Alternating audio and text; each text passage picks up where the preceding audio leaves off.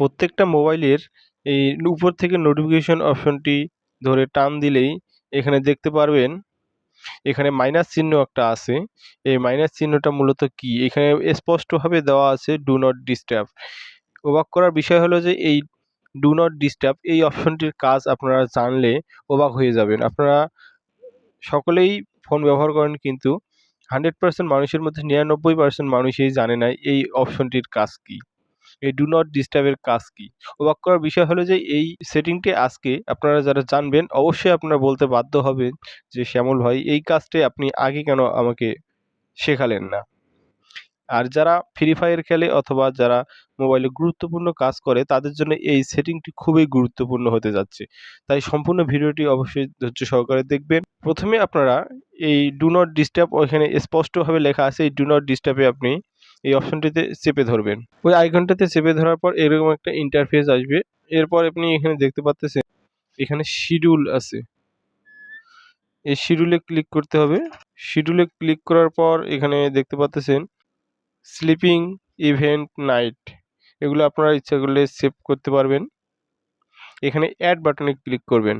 এখানে অ্যাড বাটনে ক্লিক করলে এখানে দেখতে পাচ্ছেন টাইম, এখানে টাইমে ক্লিক করবেন। টাইমে ক্লিক করার পর এখানে অ্যাড টাইম শিডিউল, এখানে আপনি একটা যে কোনো নাম দিতে পারেন, ইন্টার শিডিউল নেম। এখানে আপনি আপনার ইচ্ছা মতো একটা নাম দিতে পারেন।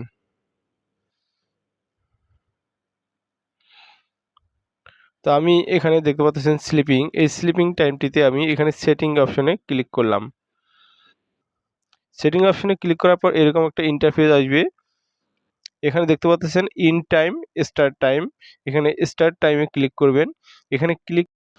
এখানে আমি 9 PM দিলাম, এখানে AM দিলেও হবে, সমস্যা নেই। আপনার যে টাইমটা আপনি সেভ করতে যাচ্ছেন, আমি এখানে 9 PM দিলাম, তারপর স্টার্ট টাইম, তারপর এখানে ইন টাইম দিলাম। এখানে 7টা আছে, আমি 6টা করে দিলাম, ওকে দিলাম। এটা আমার AM করে দিলাম। এখন আমি এখানে ইউজড শিডিউল করে দিলাম। দেওয়ার পর আমি এখান থেকে ব্যাক হয়ে আসলাম। এখন এটার মূলত এই যে টাইমটা আমি সেভ করলাম, এখানে শিডিউলে আমি আসি। শিডিউলে আসার পর